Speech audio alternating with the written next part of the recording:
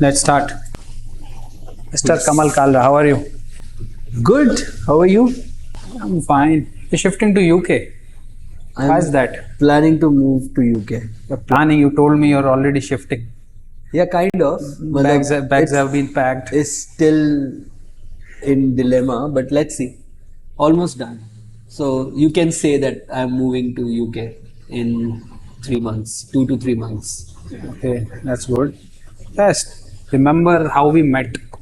That Osho ashram. I came there, and within a minute, our Yes. frequency were matching so much that we kept on talking for the whole day Yes. on the same one single thing: how to build businesses.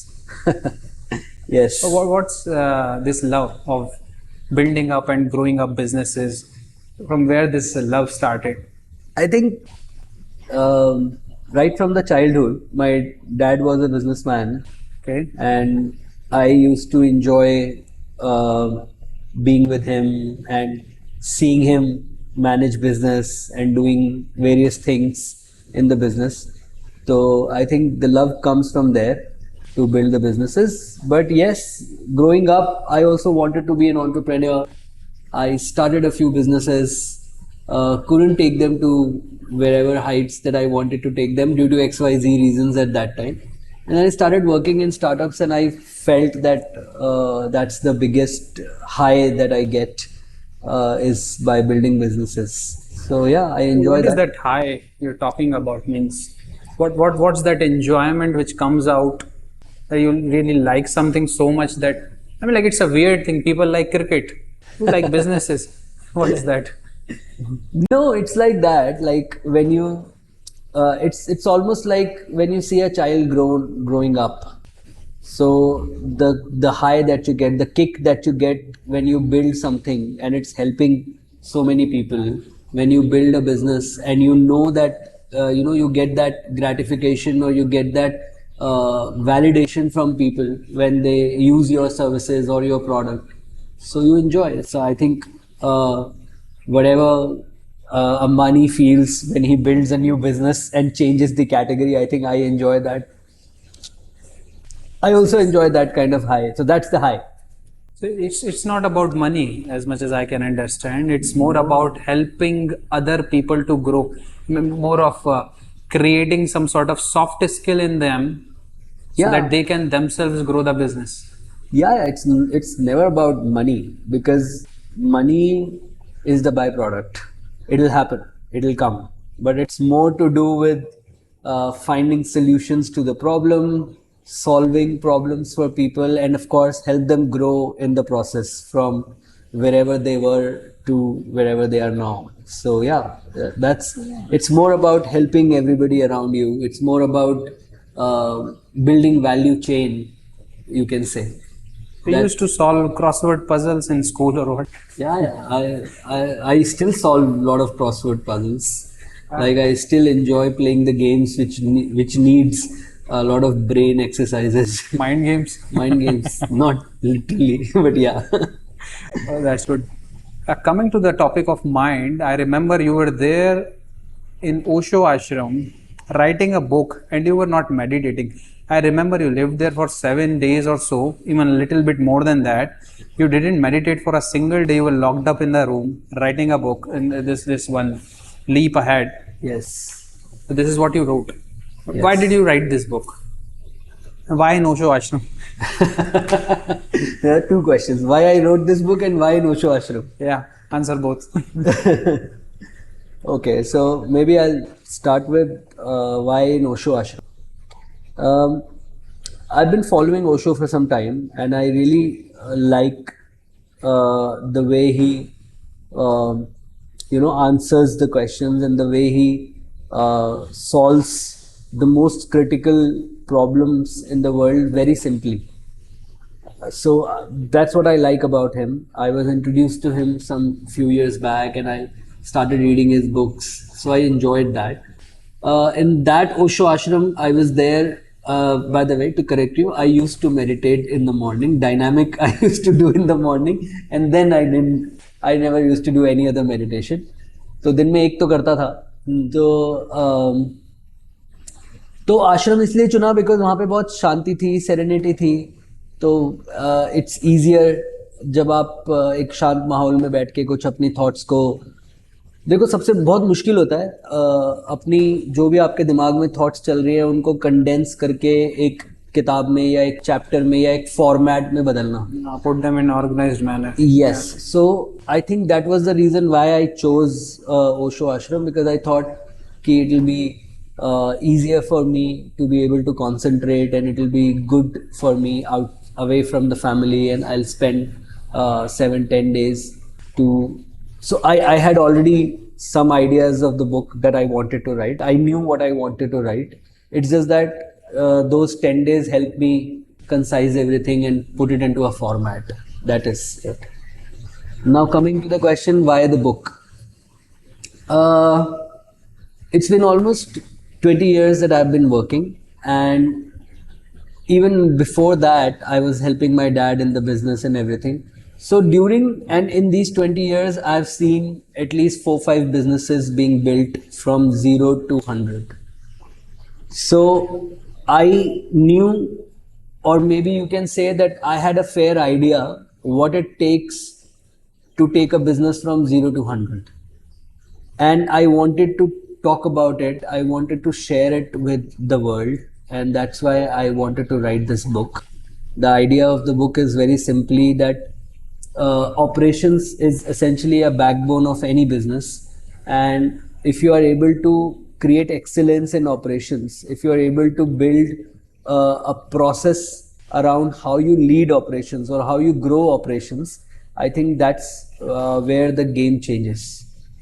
So I wanted to share this with the world, and that's why I wrote this book. Yes, leap ahead. Operations. Yes. What do you mean when you say operations? Means if you can simplify the process, how does this operation thing works in a business?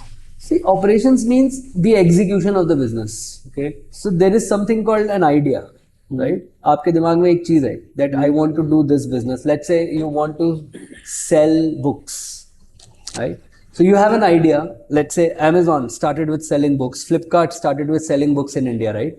The idea was that books is something जो कि shelf life बहुत ज़्यादा है, कभी ख़राब नहीं होती, आप जितनी मर्जी किताबें लेके रख लो, जगह बहुत थोड़ी सी लेती है और डिमांड अच्छी है. So they had an idea, right? But then taking that idea and converting it into a real business, like operations essentially means where will you buy the book from? Where will you store the book? How will you ship the book to the users? How will you take the money? Will you create a website or will you take the money in a store? Even if you have to take the money, how will you charge? Will you charge by credit card or you will charge by cash? So this entire process is essentially operations. And operations excellence means how to make sure that at least this thing is smooth. The ideas can come and go, but execution is what matters, and that's where the operation excellence comes into the picture. So putting this particular concept of operational excellence into any business, it is bound to grow if it becomes efficient. Yes. The processes become efficient, it is bound to grow. Yes. Clothing business, any business, book business, apparel anything. business, book business, even consulting business, education business, ed tech, fintech. Operations is everywhere. And if you are able to create efficiencies within operations, then the business automatically takes shape and grows from one step to another. Two more concepts you talk about in your book is push concept and leap concept. So how do they LEAP is apply? what the book is all about. So LEAP is an acronym. So it has 4 letters in it, LEAP, which essentially creates the framework for operational excellence. So if you say LEAP, L stands for leadership and management, E stands for efficiency, A stands for adoption of processes, and P stands for performance management. So if you are able to follow all these 4, then automatically you have created a cycle of operational excellence wherein your operations, if you are managing all the 4 parts, all the 4 pillars of this, तो आपका operations is smooth and you can execute it better. The first thing you say is leadership. So we have heard too much about leadership in politics. How does this term apply to business? What does a leader in a business sense means? Smart question.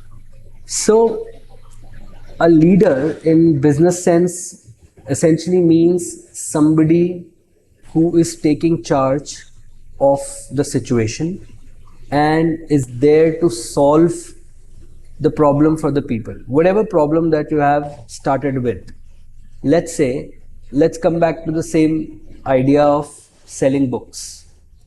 Now, there must be a problem that you are trying to solve when you are building a business. In this situation, the problem was that the availability of the book is a challenge. Like say you stay in a remote village of Jharkhand or I stay in a remote village of Haryana. If for me the access of books is very limited, I only get to see the books that are either in my library or in my school. I don't get to see the entire selection of books. So the problem was you wanted to make that accessible to everyone, right? तो आपने internet use करके books को accessible किया, उसका पूरा selection सबको दिखाया और फिर उस सिलेक्शन के थ्रू आपने बुक्स बेचना शुरू की क्योंकि आप आपके घर तक पहुंचाएंगे, आपको कहीं लेने नहीं जाना. अगर झारखंड के किसी गांव से या हरियाणा के किसी गांव से किसी को लेने जाना है किताब, तो उसको पहले 50-100 किलोमीटर चल के शहर आना पड़ेगा. शहर में भी वो बुक स्टोर होना चाहिए. I'll give you an example. I went with my family to Agra. So Agra is otherwise it's a tourist town, but it's a tier 2 town of this country, right? Yes. So Agra mein, we were staying in a very good hotel and everything, but still in the market there were hardly any bookstores. We went to the main market. There was one bookstore. It had good collection of books, but I was looking for one specific book which I couldn't find it there. Lekin the moment I checked on Amazon, it was on my fingertip. I was using a Kindle. मैंने वो खरीदी, download करी और पढ़ना शुरू कर. Same happened with me in Dehradun. I was in Dehradun on a holiday. कई बार होता है कि आप एक किताब लेके जाते हो लेकिन आपका मन नहीं करता उस किताब को पढ़ने का, आप बोर हो जाते हो. तो मैंने किंडल उठाया, चेक किया, किंडल पे इतनी सारी किताबें थी, मेरे को जो पढ़ने का मन था मैंने डाउनलोड करी, उठाई और पढ़ना शुरू कर दिया. So that's how you have solved a problem. So as a leader your objective should be to solve the problem, not just to manage problem. So that's the difference, that's the difference between a leader and a manager. A leader solves and leads up front. A manager is just managing, not in literal meaning of words, but if you still look at it, the idea of a leader is, so आप leadership, इसलिए आप देखेंगे L का मतलब जो है मेरी किताब में leadership and management both है. आपको दोनों की जरूरत पड़ती है. सिर्फ लीडर होना काफी नहीं है, आप लीडर भी बनिए. लीडर बनिए अपने कोर प्रॉब्लम सॉल्विंग स्किल में. जैसे हम एक स्टार्टअप चलाते हैं, हमारे टीम में लोग हैं जो अकाउंट संभालते हैं, या लोग हैं जो वेयर हाउस संभालते हैं, या लोग हैं जो लॉजिस्टिक्स संभालते हैं, या कस्टमर सर्विस संभालते हैं, या सेल्स संभालते हैं. वो अपने अपने फील्ड में लीडर्स हैं. Okay. और वो अपने फील्ड को सॉल्व करने में, अपने फील्ड की डे टू डे प्रॉब्लम्स को सॉल्व करने में they use their leadership skills, right? And at the same time you need management also. Management क्यों चाहिए? कि लीडरशिप सिर्फ ये नहीं है कि मैं आगे घोड़ा दौड़ा रहा हूँ और भागे जा रहा हूँ. पंजाबी में कहावत है अग्गा दौड़ पिछा छोड़, राइट? कि मैं आगे दौड़ता जा रहा हूँ, पीछे छोड़ता जा रहा हूँ. वो भी नहीं करना ना. So you need to ensure that whatever processes that you have built, whatever steps that you have taken, somebody is also managing those.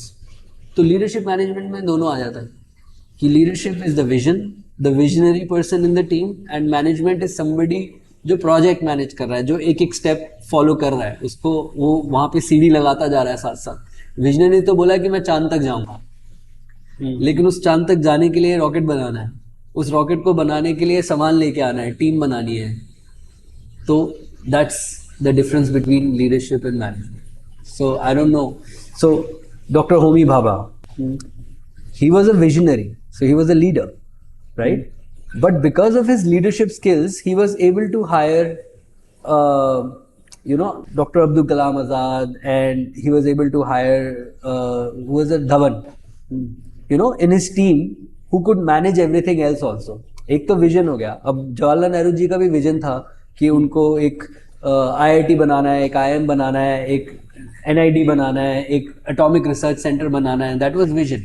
So that's leadership. But at the same time, how do you convert that vision into an actual business or an actual thing needs management. It comes down to team.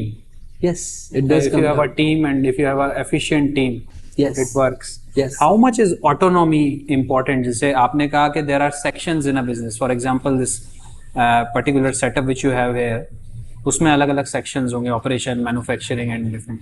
सबकी teams हैं, सबके leaders हैं, उसके under management के लोग हैं. How much autonomy is important, how much listening is important to the other person? I think it's the most important skill for a leader. You know, in my book, I mentioned that there is a line I say, trust the professionals, right?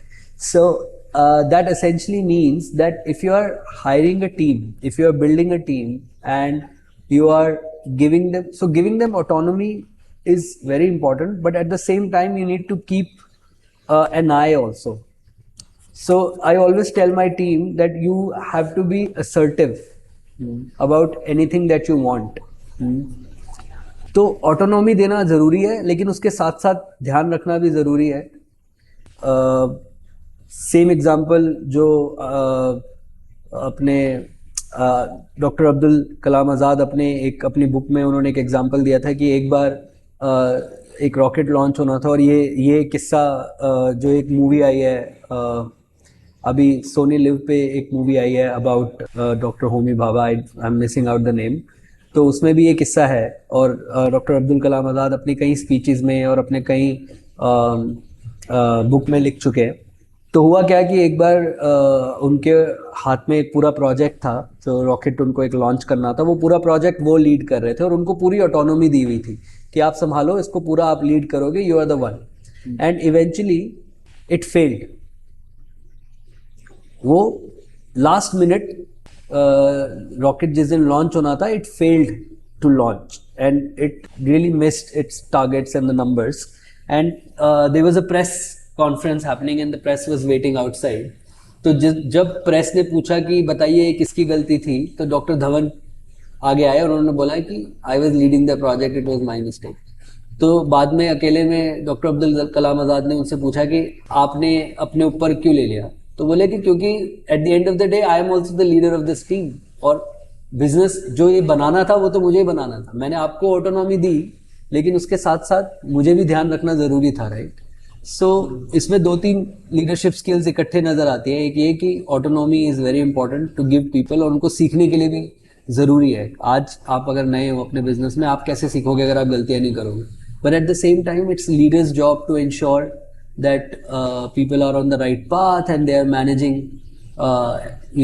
the business in a right way. So leap में E is expectations management. So when you set the right expectations, so we also give autonomy to our team, but we set the expectations also कि देखो आपसे expectation है कि आप ये deliver करेंगे, और अब आप जैसे मर्जी करिए. मतलब मैंने आपको बोल दिया कि आपको यहाँ से पंजाब पहुंचना है, या यहाँ से आपको दिल्ली या नेहरू प्लेस तक जाना है. रास्ता आप कोई सा लो वो आपके ऊपर है. मैं आपको उस चीज में रोज रोज नहीं पूछूंगा, लेकिन पहुंचना है आपको, इतने टाइम में पहुंचना है. अगर आप नहीं पहुंच पाओगे तो then it becomes my responsibility to speak with you and say कि ठीक है, how do you do it. As a senior of the team. As a senior of the team, as a leader of the team. By the way, just to correct you, he is not Abdul Kalam Azad, he is just APJ Abdul Kalam. Yes, APJ Abdul Kalam. Anyways, talking about this very important concept which you have written in your book, and I think I have heard this for the first time. Intrapreneur, what is this? Entrepreneur, I've heard about it, but intrapreneur, what is that? So intrapreneur is basically somebody who acts like an entrepreneur within an organization. So again, same example, I call myself intrapreneur because within the organization, if you look from outside, I'm still an employee, but within the organization, I'm acting like an entrepreneur. So I'm leading this business as an entrepreneur, or I'm leading my area of job as an entrepreneur. So that's called intrapreneur. So somebody who leads as an entrepreneur, but within the realms of an organization. So I build businesses, I set up new processes, new projects within my same organization.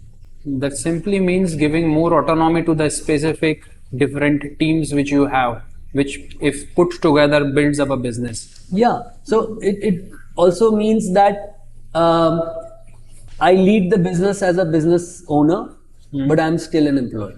So that's essentially what it is. So that's why I enjoy calling myself entrepreneur. One more thing, when you came to this place, you started working here.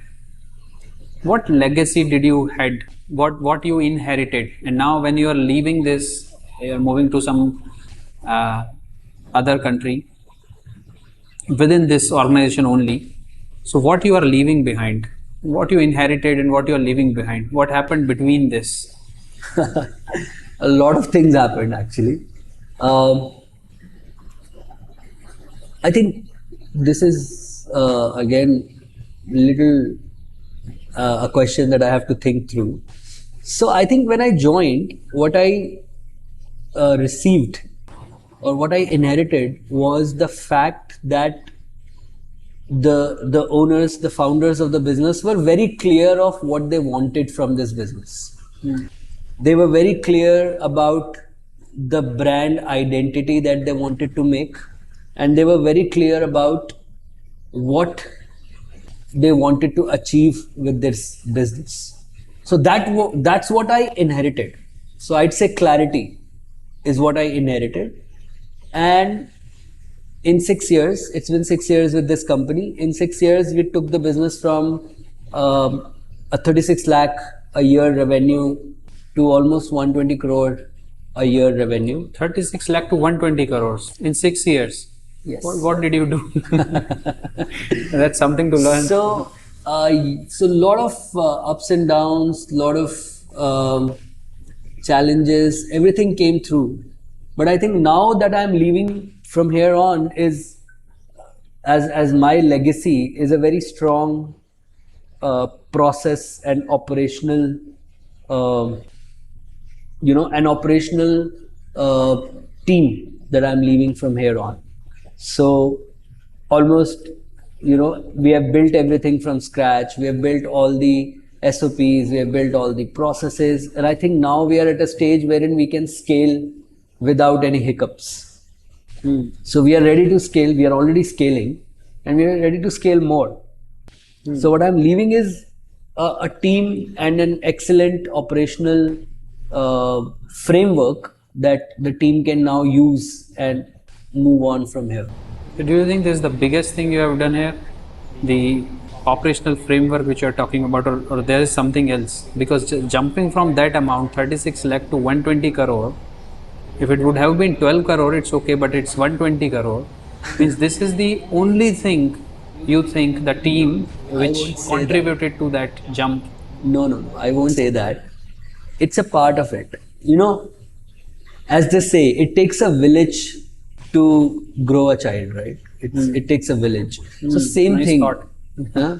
Nice thought. Yeah, it takes a village to build a business.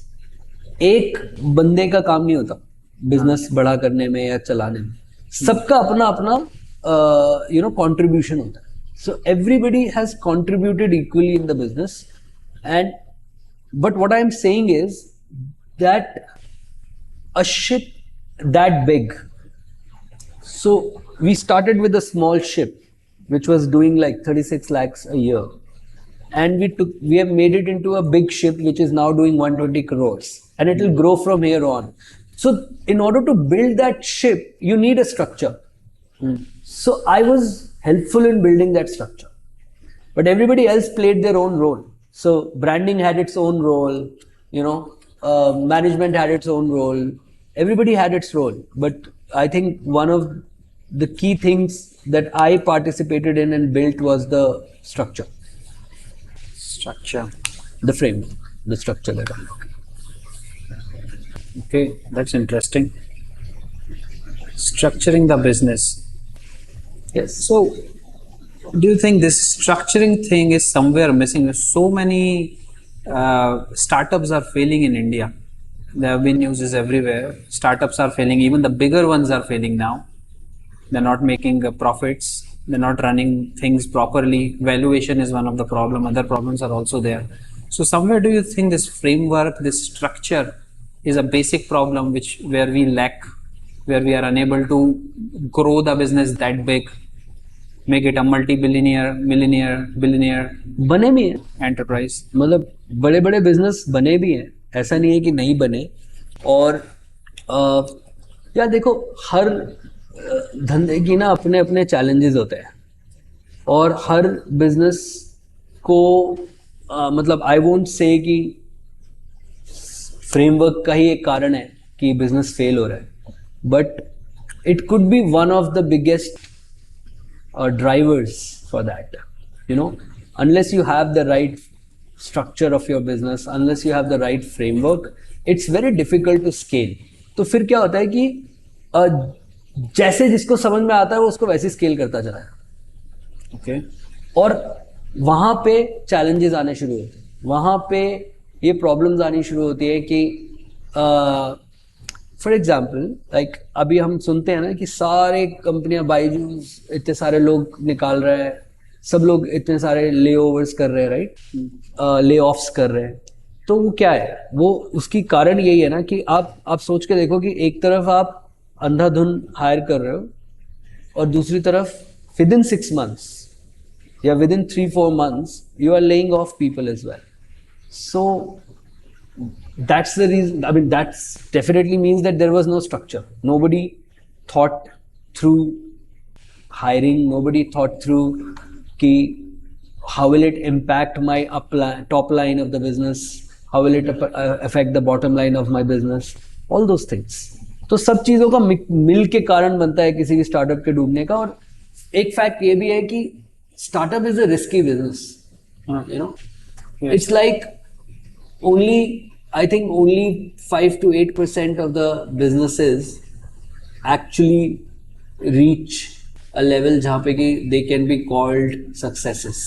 You know, 90 to 95% of the startups fail, and they can't. Only 5 to 8% or 5 to 10% of the startups can be called success.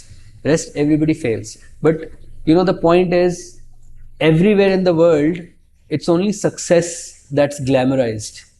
Failure, nobody talks about. Yes. So we don't investigate into failures, and this is one of the interesting thing which you are telling. Such big companies such as Byju's and other conglomerates, are they not paying attention towards what they are doing? I mean, they hire people, after 6 months they let them go, and you know, they are big companies. They must be having planners, they must be having people, astrologers kind of thing, business astrologers who can predict the future, what's going to come.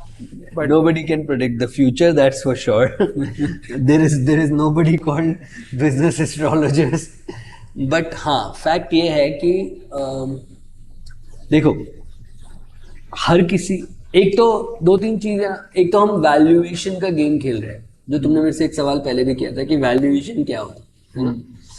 The game of the valuation is the bigger problem here. एक छोटा investor है, उसने आपके धंधे में 100 रुपए invest किए, right. उसका मकसद है कि मैं अपने, जो मैंने 100 रुपए इन्वेस्ट किया उस 100 को 1000 कर लूं, 10 गुना कर लूं। तो वो 10 गुना, अपने 100 को 10 गुना करने के लिए वो आपके बिजनेस को 10 गुना बड़ा बताएगा, Okay. और आगे किसी को बेच देगा। It's just on paper. Mostly on paper, valuations mostly are on paper, based on some Excel sheets and stuff, wherein you are saying कि फ्यूचर ग्रोथ क्या होगी बिजनेस की, Okay. और उसके बेसिस पे आप एक वैल्यूएशन क्रिएट करते हो। तो जिसने 100 रुपए लगाए, वो आपका 10 गुना वैल्यूएशन वो बताएगा कि नहीं पागल, तू 100 लोगों को नहीं बेच सकता, तू 1000 लोगों को बेच सकता है। इस देश में 140 करोड़ लोग हैं, तेरे को 1000 लोग नहीं मिलेंगे, मिलेंगे ना, तो तू 1000 को बेच सकता है, चिंता मत कर, तू कागज पे बता 1000 रुपए, और आपकी वैल्यूएशन 1000 रुपए की होगी। उसके पैसे 10 गुना बढ़ गए। उसने क्या किया, उसने किसी और बड़े इन्वेस्टर को 1,000 रुपए में अपना शेयर बेच दिया। अब बड़ा इन्वेस्टर जो 1,000 रुपए लगा रहा है उसको लाख चाहिए। वो फिर से आपके साथ कागज खेलेगा और बोलेगा अरे 1,000 तो कुछ भी नहीं होते यार, 120 करोड़ की आबादी, 140 करोड़ की आबादी है, तेरे को लाख लोग चाहिए। लाख लोग मिल जाएंगे, तू चिंता मत कर, मैं तेरी ऐड चलवाऊंगा, ये करूंगा वो करूंगा, तेरे को लाख लोग मिल जाएंगे। देखना फ्लिपकार्ट को कितने लोग मिल रहे हैं, स्नैपडील के पास कितने लोग हैं, राइट। वो क्या करेगा, उसने अपना 1,000 का लाख किया, सेम केस, उसने आगे अपना 1,000 रुपए वाला शेयर किसी को लाख रुपए में बेच दिया। Okay. This is the problem of valuation. Like today, the startups are getting billions of dollars of valuation without real money coming into their pocket. None of the startups are profitable, right? But they are getting billions of dollars of valuation. और सब जुआ खेल रहे हैं.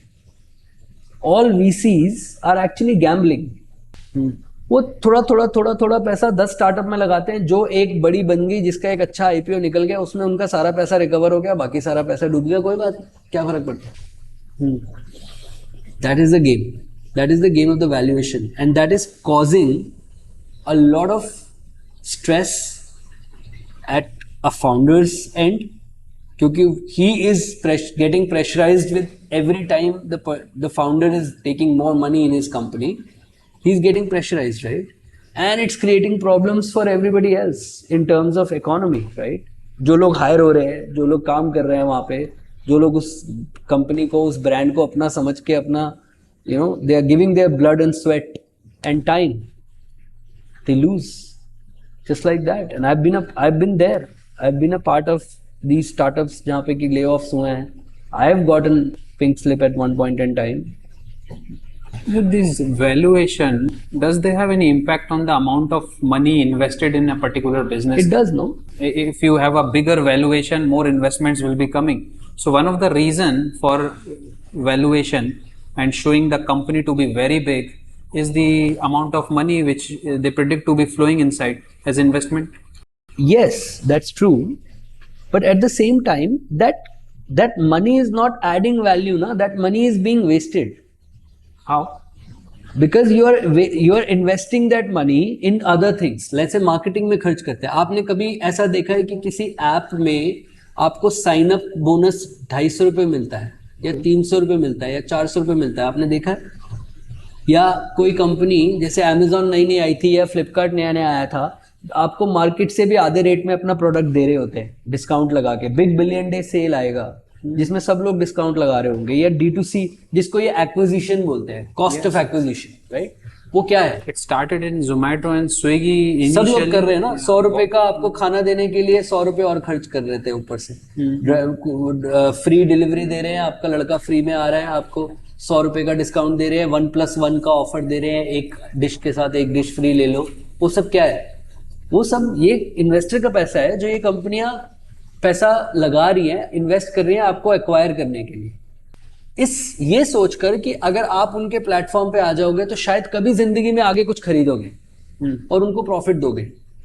It's just a game of valuation. जितने ज्यादा लोग आपके सिस्टम में सब्सक्राइबर बन गए या आपके यूजर बन गए, उतना ज्यादा आप दिखा सकते हो आगे अपने इन्वेस्टर को कि देखो हमने कितने लोग इकट्ठे कर लिए, हमारी किटी में कितने सारे लोग आ गए. सिंपल. तो वैल्यूएशन से तो इन्वेस्टमेंट आती है, लेकिन वो वैल्यूएशन अनरीजनेबल होती है. अगर आज आप बायजूस को किसी एक कंपनी को, लेट्स से उसका अगर 1 मिलियन या लेट्स से 10 मिलियन का टर्नओवर है, उसको आप $1 बिलियन की वैल्यूएशन किस बेसिस पे दे सकते हो? इसी बेसिस पे ना कि आज 10 मिलियन है, आगे कई सालों में बिलियन हो जाएगी. But that's not the right way of valuing the business, right? Then if this is not the right way, then what is the right way of growing a business? How to make micro level entrepreneurs macro level enterprise? I think the best way to run a business is so first of all, you have to be reasonable with whatever that you are doing. मैं ये नहीं बोलता कि valuation करना गलत है, हम भी करते हैं अपने बिजनेस में. हम भी देखते हैं कि अच्छा आज हम इतना बना रहे हैं तो कल कितना बना लेंगे, या परसों इस बिजनेस को कितना लेके जा सकते हैं, लेकिन वो अनरीजनेबल नहीं होती है. I think what's important is to have the reasonable valuation in place. That's one thing. उसके अलावा keep the business fundamentals right. अगर आपके business fundamentals बिल्कुल ठीक है ना, तो आप जितनी मर्जी valuation लगा लो चलेगा. What does this mean? Business fundamentals? Business fundamentals means एक किसी बिजनेस का फंडामेंटल होता क्या है? बिजनेस का फंडामेंटल ये होता है कि मैं आपको वैल्यू दूंगा, आप मुझे पैसा दोगे.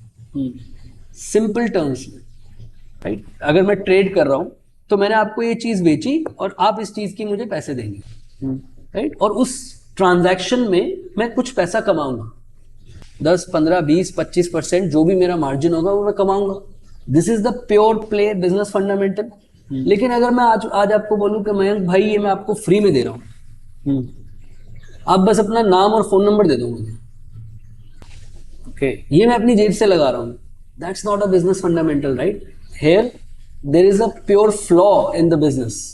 क्योंकि मैं बोल रहा हूँ, क्योंकि मैं कुछ कमा नहीं रहा हूँ, मेरे बिजनेस का फंडामेंटल जीरो हो गए. यहाँ पे मैं आपसे कुछ नहीं कमा रहा हूँ, मैं बस आपका फोन नंबर, इन अ वे मैं आपका फोन नंबर और ईमेल आईडी खरीद रहा हूँ आपको एक फ्री गिफ्ट देकर.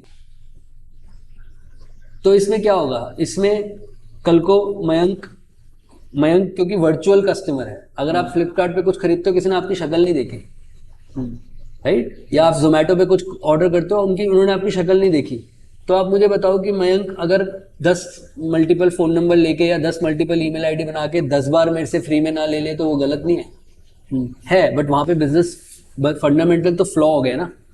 That's not the right business. So when I say business fundamentals, I mean fundamentally आपको जो बिजनेस में अचीव करना है या जो आपके लॉज ऑफ बिजनेस हैं, उनको तोड़ो मरोड़ो मत. अब उसमें बहुत सारी चीजें आती हैं. उसमें कैपेक्स आ गया, उसमें ऑपरेशनल फ्लो आ गया, मनी फ्लो आ गया, राइट? कि अगर आप पैसा इन्वेस्ट कर रहे हो किसी चीज में, तो उस इन्वेस्टमेंट का आपके पास फ्यूचर रिटर्न समझ में आना चाहिए आपको. लेकिन अगर आप सिर्फ इसलिए इन्वेस्ट कर रहे हो, शेयर मार्केट, क्यों डूबते हैं लोग शेयर मार्केट में? यस बैंक का शेयर किसी जमाने में 160, अभी 5-6 रुपए का शायद ट्रेड कर रहा हो. What happened? या अगर आप जितने भी आज की डेट में स्टार्टअप्स लिस्ट हुई हैं, नाइका, जोमैटो, पेटीएम, डिलीवरी, अपने प्राइस से कम 50% नीचे ट्रेड कर रही है, राइट? वो अपने प्राइस पे जो लिस्ट हुई वो वैल्यूएशन प्राइस था. Okay. लेकिन मार्केट ने उनको अकल दे दी ना. मार्केट ने बोला भाई तेरी वैल्यू ये नहीं है, तेरी वैल्यू ये है. That's where the fundamentals of the business comes in play. तो अगर आपको लॉन्ग टर्म बिजनेस बनाना है तो फंडामेंटल्स के साथ नहीं खेल सकते. वो कहीं ना कहीं आगे जाके आपको तकलीफ देगा और वो कहीं ना कहीं बिजनेस आपका गिरेगा नीचे, डूबेगा. तो यहाँ पे क्या हुआ? जितने लोगों ने पेटीएम में इन्वेस्ट किया होगा आईपीओ जाते हुए, आई एम नॉट सेइंग कि what is right, what is wrong, and neither I am saying कि पेटीएम के फंडामेंटल, मैंने देखे नहीं उनके books, so I can't say कि फंडामेंटल फ्लॉ है उनके किसी बिजनेस में. But what I am saying is कि if market pulled you down 50% in terms of your valuation or in terms of the stock price, जिन्होंने starting में पैसा लगाया उन सबका पैसा डूबा ना. इवेंचुअली सब अपना अपना पैसा लेके निकल गए जो इन्वेस्टर्स थे. पब्लिक का पैसा डूबा ना. अगर 500 करोड़ रुपए में आपने ओपन किया होगा आईपीओ और उसकी वैल्यू 50% गिर गई, मतलब 250 करोड़ गिर गई, तो 250 करोड़ रुपया जो हवा में उड़ गया वो तो पब्लिक का ही है ना, वो नुकसान है ना. तो बिजनेस फंडामेंटल यही होता है कि फंडामेंटल जो लॉज है बिजनेस की, you follow that. Public also needs to be yes, very much educated about all this thing. बिल्कुल. लेकिन पब्लिक को तो and of the day value चाहिए ना भाई. अब मयंक को क्या, मैं जैसे आपका एग्जांपल लेता हूँ कि अगर आप वही जोमेटो वाला एग्जांपल लेते हैं, अगर जोमेटो आपको एक लॉगिन करने पर, या पेटीएम, जैसे पेटीएम कर रहा था स्टार्टिंग में कि आप पेटीएम पे अकाउंट बनाओ आपको कैशबैक मिलेगा, राइट? Yes. तो अगर आप मल्टीपल फोन नंबर यूज करके मल्टीपल कैशबैक्स लो तो वो तो पब्लिक है, पब्लिक को तो फायदा जहां तक मिल रहा है. पब्लिक तो फायदा लेगी. लेकिन हाँ, इन्वेस्टर को ध्यान होना चाहिए. पब्लिक अगर आईपीओ में इन्वेस्ट कर रही है या अगर पब्लिक शेयर मार्केट में इन्वेस्ट कर रही है, then they should be careful. At the end of the day, या आप नौकरी करने जा रहे हो तो यू शुड नो कि किस टाइप की कंपनी में आप जॉब करने जा रहे हो, किस टाइप में अपना टाइम दे रहे हो, पैसा दे रहे हो. So given your experience in this field, one is a biggest mistake which people or at the management level is making is valuation. What do you really At think an is the investment level, I think that's investment level? Okay. What do you really think is another major mistake or mistakes which people make in a startup or in a grown-up business also? बहुत सारी होती है. Major Startups. one, if there's any one which you can tell. Let's put it, more squarely.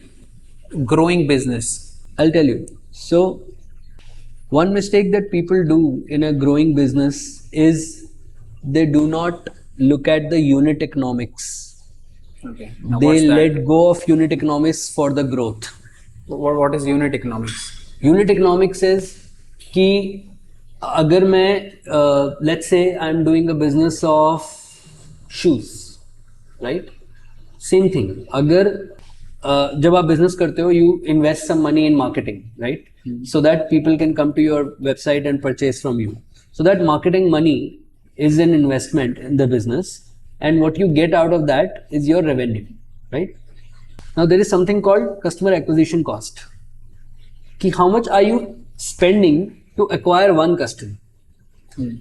So sometimes businessmen, they, in order to grow quickly, they invest a lot of money and their CAC increases. जैसे कि अगर मैं एक 1500 रुपये का जूता बेच रहा हूँ, वो 1500 रुपये का जूता अगर मैं आपको बेच रहा हूँ तो मुझे घर में पड़ा होगा 700 750 रुपये का. लेट से 700 रुपये का जूता मेरे घर में पड़ा, मुझे 800 रुपये उसमें बचाने हैं. 1500 रुपये मैंने आपको दिया, 1500 रुपये का जूता आपको डिलीवर करने के लिए घर पे मैंने 500 रुपये की शिपिंग लगाई. 7 5 1200, 300 रुपये मेरे को बचने चाहिए मोटे मोटे. लेकिन आपको मैंने कस्टमर बनाने के लिए मैंने 700 रुपये खर्च कर दिए. तो 700 रुपये का मेरा रॉ मटेरियल था, मतलब प्रोडक्ट था. 700 रुपये मैंने आपको कस्टमर बचाने के लिए खर्च कर दिए, 1400 रुपये, और 500 रुपये मैंने आपको शिपिंग के लगा दिए. 1900 रुपये में मैं 1500 रुपये रेवेन्यू लेके आया. तो मेरा outflow is 1900, my inflow is 1500, and then I have overheads. मेरे को सैलरी भी देनी है, मेरे को बिजली भी देनी है, मेरे को टैक्सेस भी देने हैं. वो 1500 में जीएसटी भी है भाई साहब. GST. तो मुझे सब कुछ देना है. ओवरहेड्स देने के बाद तो, लेकिन मैंने ग्रोथ करनी थी, मैंने कहना था, मेरे को दिखाना था, मेरे को झंडे गाड़ने थे कि मैंने, मेरा रेवेन्यू 1 करोड़ पे पहुंच गया, या 10 करोड़ पे पहुंच गया, या 50 करोड़ पे पहुंच गया. तो मैंने पैसा डालना शुरू किया और उससे बढ़ाना शुरू कर दिया. स्केल तो हो सकता है, स्केल होने में प्रॉब्लम नहीं है, लेकिन पॉजिटिवली स्केल करना या प्रॉफिटेबली स्केल करना एक कला होती है जो धीरे धीरे आती है. तो सबसे बड़ी गलती मुझे लगता है लोग ये कर देते हैं कि तो ये यूनिट इकोनॉमिक्स है जो मैं आपको बता रहा हूं कि एक जूता बेचने पर भी मैं नेगेटिव नहीं जाऊंगा. That's unit economics. तो macro basic principle of a business. लेकिन लोग नहीं समझते, लोग कैक खर्च करते हैं, show off, LTV, not really show off. ये ना हमें सिखा दिया है ये सब. अब अगर आप शार्क टैंक देख रहे थे तो अश्नीर बड़े सॉलिड बातें करता है उस बारे में. बाकी सब फिर भी बोलते हैं कि हम धंधा बनाएंगे, हम ये करेंगे, हम आपको दे देंगे.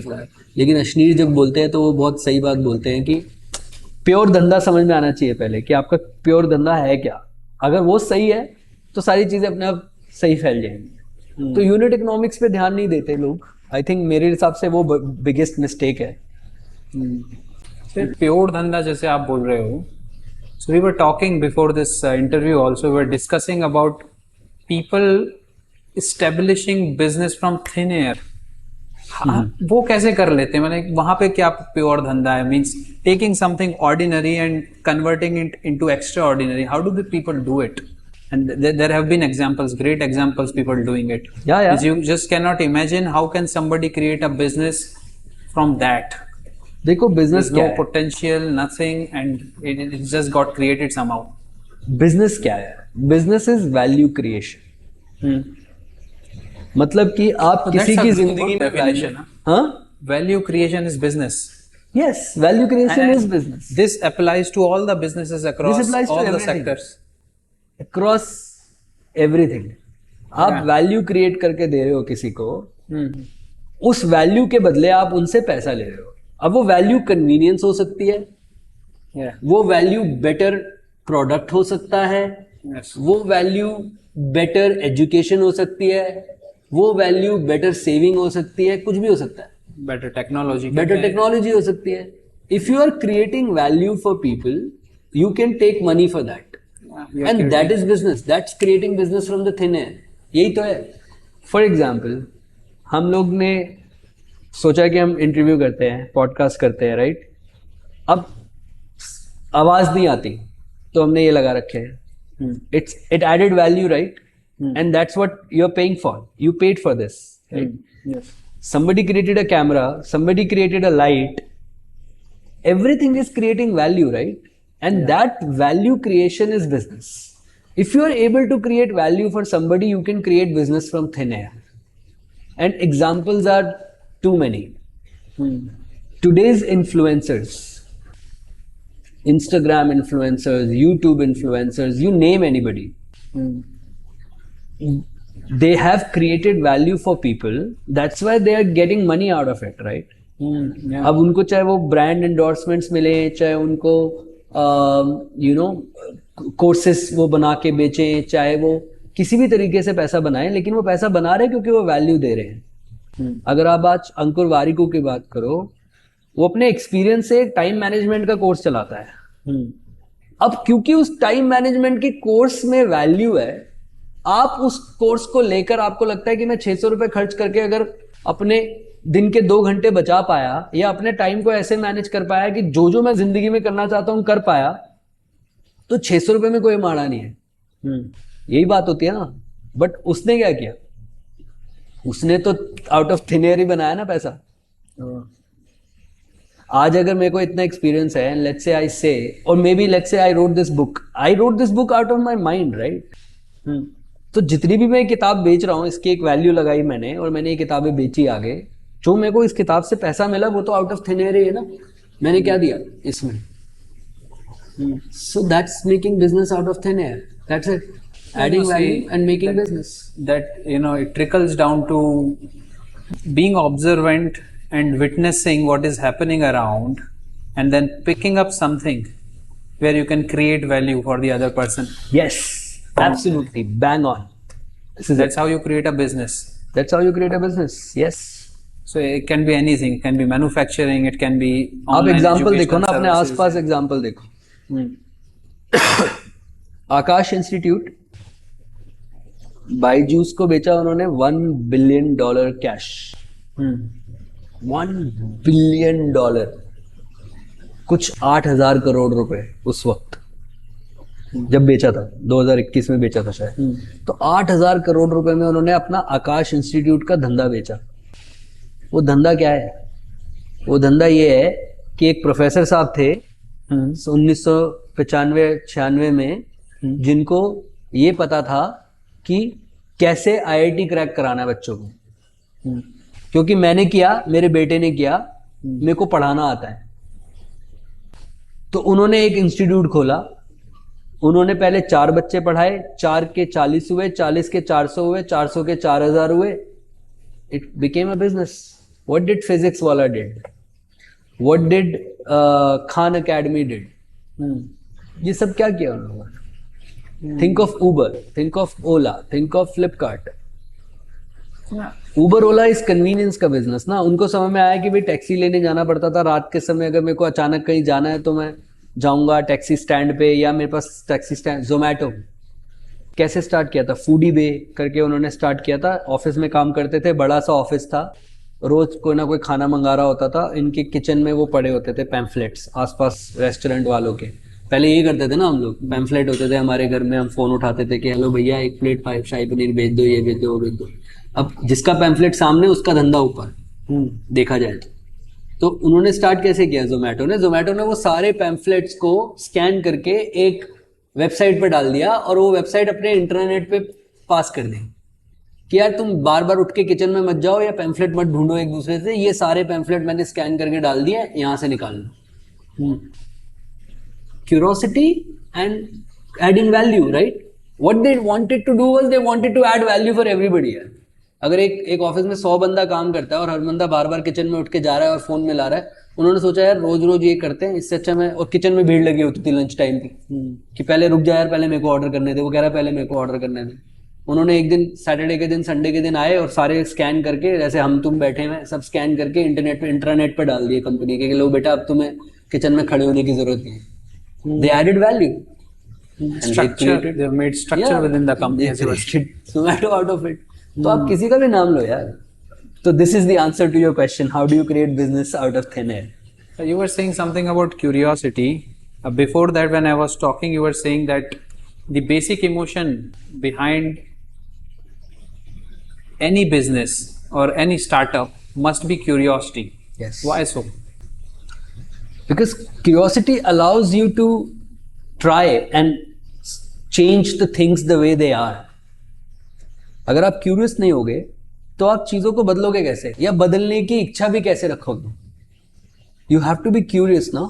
तो same Zomato story, they were curious about knowing कि अच्छा इतने सारे लोग क्यों खड़े हैं यहाँ पे। या curiosity is that emotion which allows you to say that okay अब इससे आगे क्या, यू नो व्हाट नेक्स्ट, इसमें क्या है। टेक्नोलॉजी, जितने टेक्नोलॉजिकल एडवांसमेंट्स हुए या जितने भी साइंटिफिक एडवांसमेंट्स हुए, क्यूरियोसिटी की वजह से तो हुए। अगर भैया न्यूटन से पहले लोगों के ऊपर एप्पल नहीं गिरते थे क्या? Out of curiosity, गिरते थे ना, उसने सोचा कि ये क्यों गिर रहा है। या आर्किमिडीज से पहले लोग नहाते नहीं थे क्या? लेकिन उसको लगा कि यार मैं अंदर बैठा हूं तो पानी बाहर आ रहा है, तो इसमें क्या हो रहा है? So, what kind of curiosity is needed? For example, in clothing business, you started with 36 lakh. We are not a clothing business, by the way. We are clothing and sneakers. Apparel and sneakers. Most of this is Mostly sneakers. into fashion. But trying to know it from you, what sort of curiosity, what kind of curiosity was there being in this fashion business where you have drifted from 36 lakh to 120 crore? ये तो What sort market of gap curiosity? था। ये तो market gap था जो हमें दिखा, हमारे फाउंडर्स को दिखा, उन्होंने बिजनेस स्टार्ट किया। It was a market gap. When I से मार्केट गैप आई मीन, तो क्यूरियोसिटी ये थी कि दे लव्ड स्नीकर्स, ठीक है, उनको स्नीकर्स पहनना, स्नीकर्स खरीदना अच्छा लगता था, और इंडिया में वो स्नीकर्स अवेलेबल नहीं थे। तो वो जब भी ट्रैवल करते थे या उनका कोई दोस्त ट्रैवल कर रहा होता था तो उससे स्नीकर्स मंगाते थे कि यार ये जूता लॉन्च हुआ है, ये हमें ला दे, ये जूता लॉन्च हुआ है, ये हमें ला दे। या खुद जब जाते थे तो उनको दिखता था कि यार इतने सारे स्नीकर्स मार्केट में बिक रहे, तो अवेलेबिलिटी का प्रॉब्लम था, गैप था।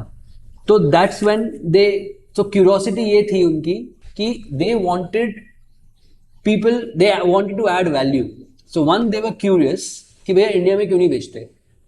Second, they wanted to add value कि भाई हम अगर विदेश जा जाके लेके आ रहे हैं तो हमारे जैसे और बहुत लोग होंगे ना जिनको जूते खरीदने हैं, और इंडिया में ही मिल जाए तो बहुत अच्छी बात है।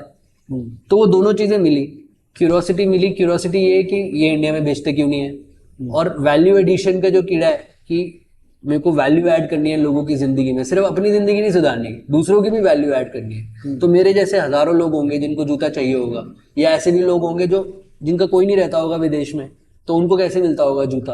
वो बेचारे तो सोचते रह जाते होंगे या देखते रहते होंगे इंटरनेट पे, राइट? तो when they both thing met, the business was created. So they started talking to the brands.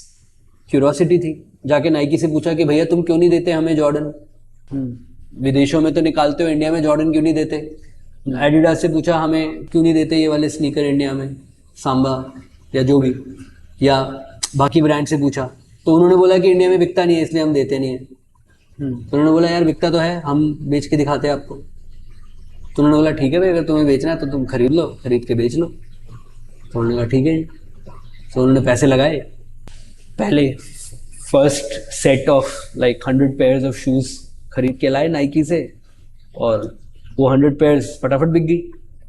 तुमको समझ में आया कि यार धंधा तो है, और नाइकी को भी समझ में आया कि हाँ यार धंधा तो है। इन्होंने 100 बेच दी, तो अगली बार बोला कि आप कितने दे, तो बोला आप 150 दो, फिर 150 आई, ऐसे 200 आई, 250 आई, ऐसे धीरे धीरे हाँ Kept growing. kept growing. So was this thing, sneakers was the unique selling point of this business?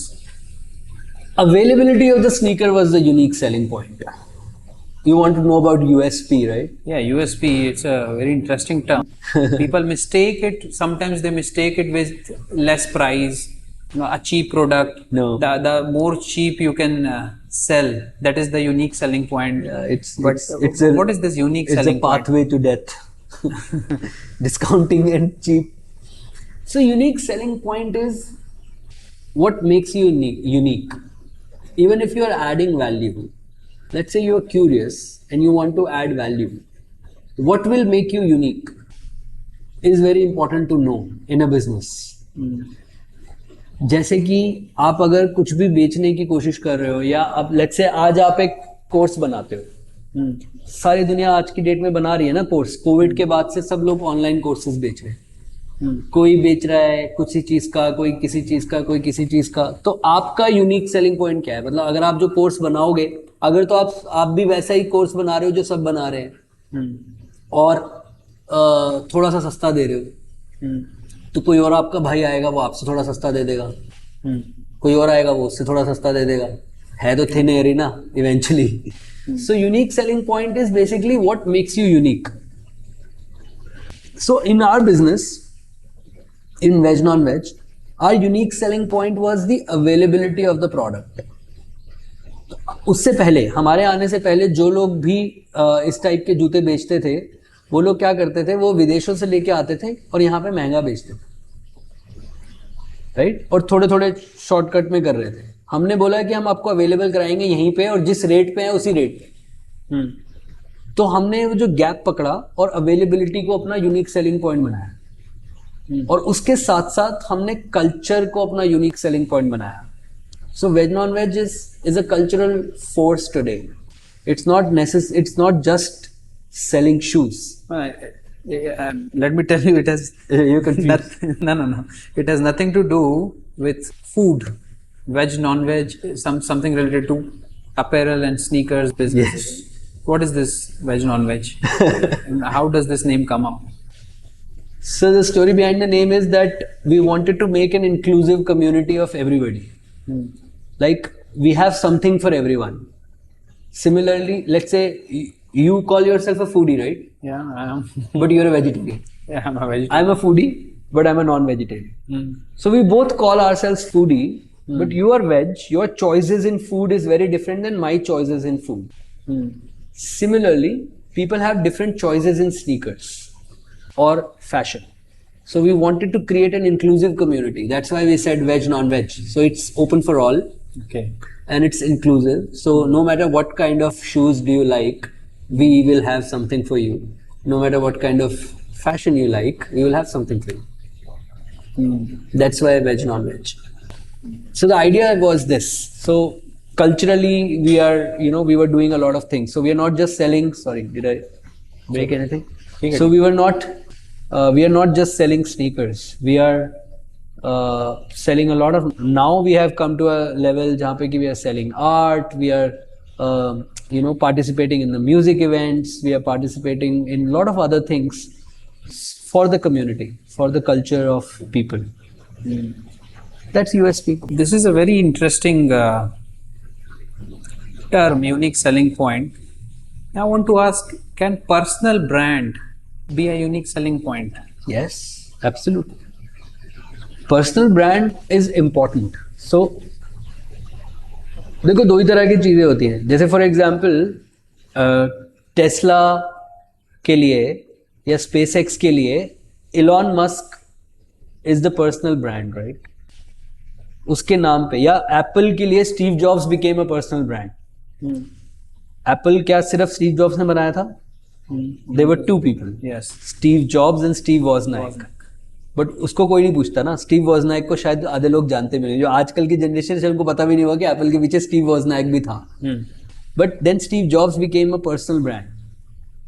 Microsoft everybody knows, but Bill Gates became the name out of that.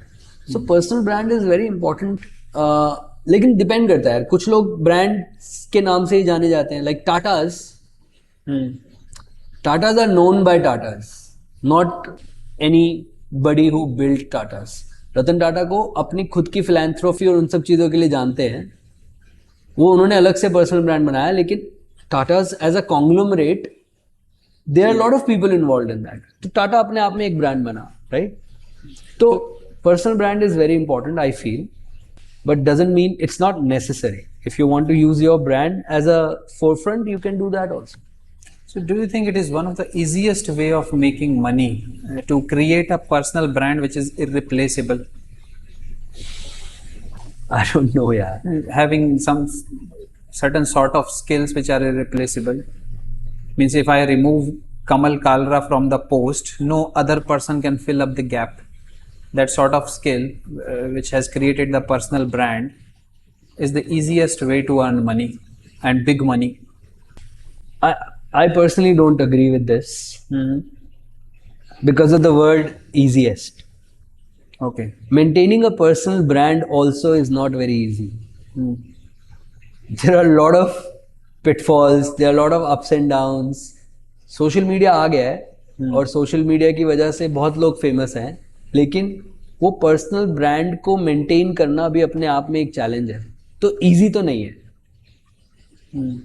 हाँ, ये आप कह सकते हो कि पर्सनल ब्रांड से आप पैसा बना सकते हो, बिल्कुल बना सकते हो। अगर आपने पर्सनल ब्रांड क्रिएट कर लिया तो आप पैसा बना सकते हो, लेकिन इजी कहना उसको थोड़ा सा अब मैं कहूँगा कि आपने उसको उसकी वैल्यू कम कर दी ये बोलकर कि पर्सनल ब्रांड बनाना इजी है। It's not easy, because it's not easy, seriously. Think about it, like think about, tell me one biggest name that comes to your mind when it comes to personal brand. कोई एक नाम बताओ। When it comes to personal brand, well, there are many. कोई भी एक नाम बताओ जो आपके दिमाग में आता, सबसे बड़ा personal brand. Arnold, one of the Arnold, biggest, right? yes.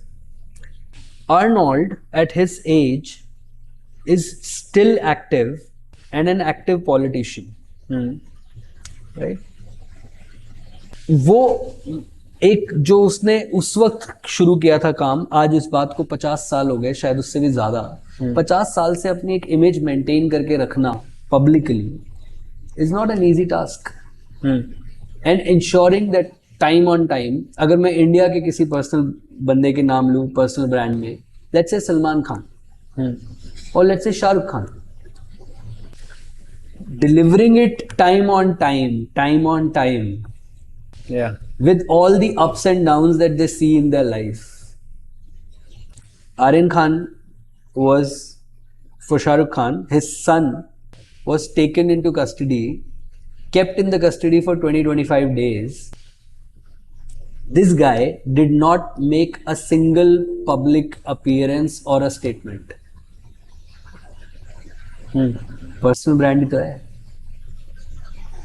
इतनी बड़ी ट्रेजेडी, राइट? मतलब मेरे बेटे को पकड़ ले, मैं हल्का हो जाऊं, पागल हो जाऊं, कुछ भी करूं, ले लो भैया, और दुनिया जहान का पैसा है मेरे पास। लेकिन अगले ने नहीं कुछ किया ना, वो पर्सनल ब्रांड की वजह से ही था, right? He must be crying at his home, but he did not give any public appearance ना, क्योंकि पर्सनल ब्रांड मेंटेन करके रखना है ना लाइफ में। And every day, like with every consecutive thing that you do, your pressure increases in a personal brand, क्योंकि अब आपको उससे बेटर करना है। Like when Pathan came out, एक था चैलेंज तो रहा होगा ना लाइफ में कि यार उससे बेटर करना है, या अब अगली जो आएगी वो उससे बेटर होनी चाहिए। You have to maintain your personal brand, right? तो वो भी अपने आप में मेहनत है यार, पर्सनल ब्रांड बनाना भी आसान नहीं होता, कंसिस्टेंसी चाहिए, मेहनत लगती है, आपकी पब्लिक अपीयरेंस, आपकी पब्लिक इमेज इंपॉर्टेंट है, वो सब चीज़ें मैटर करती हैं। बट हाँ, it's one of the ways to make money, right? And all of these entertainers, they make money like that. Talk about Badshah, talk about Raftaar, talk about Shah Rukh, talk about Salman, talk about अभी जो hustle में ये rappers आ रहे हैं नए नए बच्चे, जिसका जितना नाम उसका उतना पैसा। Okay, downsizing it from personal brand to self-employment. Do you think this shift towards self-employment is the future? Yes, absolutely. I think we are moving towards, so technology is helping this immensely in this. हर चीज में ना take आ गया है, और take ने काम आसान कर दिया। चैट जीपीटी आया तो उसने आपका लिखना आसान कर दिया, आपके कॉपी राइटिंग ईजी कर दी। कैनवा आया तो उसने ग्राफिक डिजाइनिंग आपकी ईजी कर दी, राइट? टूल्स आ गए, अलग अलग एआई टूल्स आ गए, आप आवाज रिकॉर्ड कर सकते हो। Today Instagram made everybody a star, right? In their own way, in their own small way. तो gig economy is the future I feel.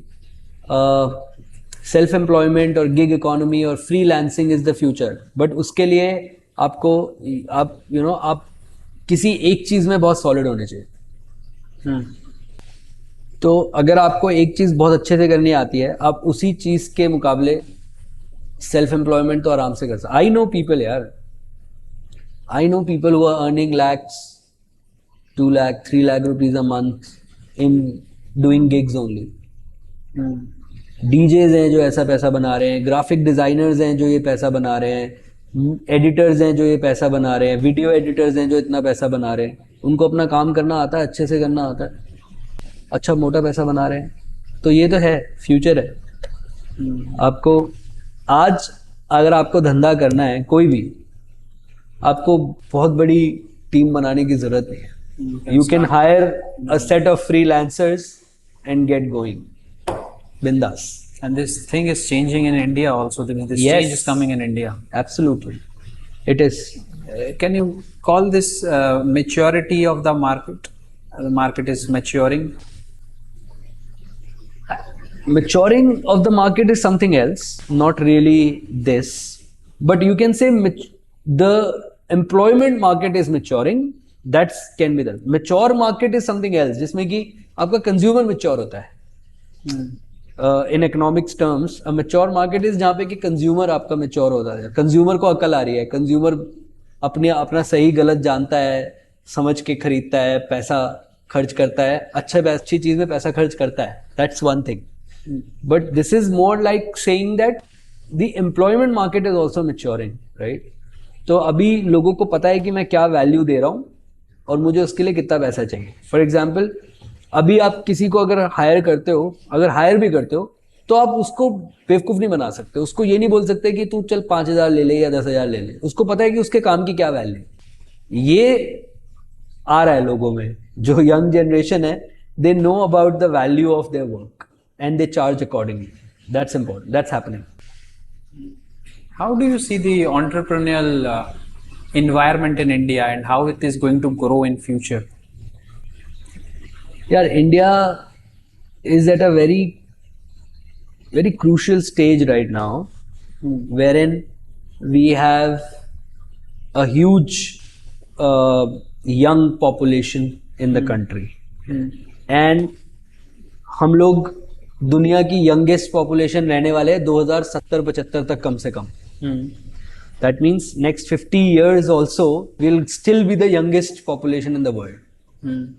So this makes us resource rich, you know. This आप सोचो कि कितना तगड़ा human potential है हमारे पास. तो entrepreneurship तो ग्रो होगा ही कंट्री में, no doubt about it. We are growing, we are going to be a huge economy. You never know, maybe we'll be the world's top economy in coming We have years. come to the third position. We have come to the third But position. I've heard somebody saying that what America was in 1950s and 60s, that is the position of India today. So from here on, there is a very good chance we can become like the American economy Yes. in the coming 30-40 years. Yes. But उसके लिए बहुत सारी चीजों पे ground level पे काम करना पड़ेगा.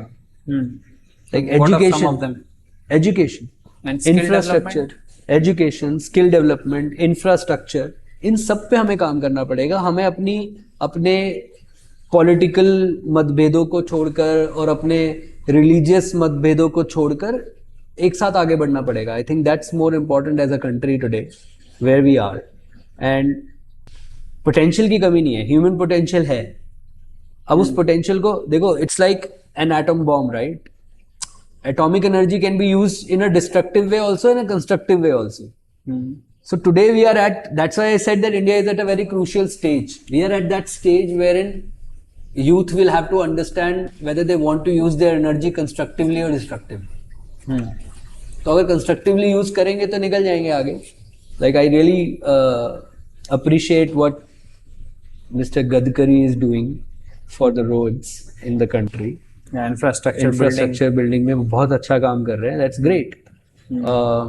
उसी लिहाज में, उसी स्थिति से अगर एम्प्लॉयमेंट के लिए काम हो रहा है, या उस स्थिति में अगर एजुकेशन पे काम हो रहा है, what AAP government is doing in Delhi in education is remarkable. So if you are able to do that, if you are able to, अभी भी आप देखो तो पर कैपिटा इनकम में तो हम बहुत ही पीछे हैं ना. चाहे वर्ल्ड इकोनॉमी में हम थर्ड आ गए हो, लेकिन as a per capita income में तो we are at least on I think 20th और 21st. तो वो भी साथ साथ बढ़ेगा पैरेलली, तभी तो मार्केट आएगी. इंफ्रा चाहिए. What is the role of businessmen in all this thing? The growth of, you know, making of Indian story. What is the, you know, these small businessmen, medium businessmen and big businessmen? What is the I think role of course they play a very big role now, because they will create the employment. No, apart from, in contrast to the political reality of India, what you have just now said, there are political differences, there are religious differences, and then there is a community which wants to grow, business community which wants to create jobs, add value to the people's lives. How they are more important, or not more important, but how they are important, and what is the major thing we can make this shift, that people start to make these businessmen as their role model rather than politicians. How can that be done, if you think that's the good idea? I think that's happening. उसको एक बड़े level पे करना पड़ेगा यार, लेकिन वो हो रहा है. Like Shark Tank started coming in on a public television, right? It created that spark of entrepreneurship in people, and everybody felt that कुछ हो सकता है. मैं भी कुछ बना सकता हूँ. जो हम कर रहे हैं, हम बात कर रहे हैं, ये पॉडकास्ट पता नहीं कितने लोगों तक जाएगा, बट अगर एक बंदा भी ये डिसाइड करता है इस पॉडकास्ट को सुन के कि मैं वैल्यू ऐड कर सकता हूँ, मैं बिजनेस कर सकता हूँ, so that means we have one, right? So as a country, I think since we have a very young population today, we need to give them the right direction, and that direction will, the businessmen definitely play a big role in that direction, and that will add, you know, overall. जैसे आप अगर किसी को employment मिलता है अभी, I don't know, this might be controversial, but No, go on. So let me private. say it. तो एक बंदा है, जैसे मैं हूं, मैं 10 लोगों को नौकरी देता हूं, जो भी जॉब करना है यहाँ पे जॉब देता हूं, उनको सैलरी देता हूं मंथली, और उनसे एक कंस्ट्रक्टिव काम करवाता हूं. उनको दिख रहा है यहाँ पे हम मेहनत कर रहे हैं, कंस्ट्रक्टिव काम कर रहे हैं. और एक तरफ दूसरा कोई बंदा है जो 10 लोगों को नारे लगाने के लिए या पत्थर मारने के लिए हायर करता है. Yeah, it's true. होता है ना. Controversial here. It is, the controversy is this, that we need to decide where are we sending our children. Yeah. We need to decide where are we keeping, you know, where are we giving our community the direction. Are we sending them to throw pelt stones, or are we sending them, देखो पेट सबको लगा हुआ है, भूख सबको लगती है, पैसा चाहिए. वो पैसा आ कहाँ से रहा है, ये इंपॉर्टेंट है. अगर आज की डेट में 100 नए बिजनेस खड़े होते हैं और वो उन बच्चों को या उन लोगों को, उस यूथ को काम देते हैं, आई विल से कि that is far better than 100 नए पॉलिटिशियंस आना, या 100 नई पार्टियां आना, या 100 नए दंगे होना. I was talking to somebody, जितने भी आज तक दंगे हुए ना, एक अभी थोड़े दिन पहले दिल्ली में दंगे हुए थे, कहीं पे हिंदू मुस्लिम दंगे हुए थे किसी CAA को लेकर, कुछ तो हुआ था. Somebody was there, like he lives there, and Citizenship Amendment Bill that was. वो वहीं रहता है. उसने बोला दंगे हुए, हमारे आंखों के सामने हुए, लेकिन मैं आपको एक बात दावे से कह सकता हूँ कि एक भी बंदा उस भीड़ में हमारा नहीं था. मतलब हमारे मोहल्ले का नहीं था. बुलाए हुए थे, बाहर से आते. होता यही है, हमेशा यही होता है. तो तुमने पूछा कि बिजनेसमैन कैसे हेल्प कर सकता है. वो ऐसे हेल्प कर सकता है कि we will create more employment. A businessman will create more employment. A businessman will create more value. A businessman will teach right values to people. I think that's where we can change the world, and they have, like America, 1950 वाला America से लेकर आज तक का,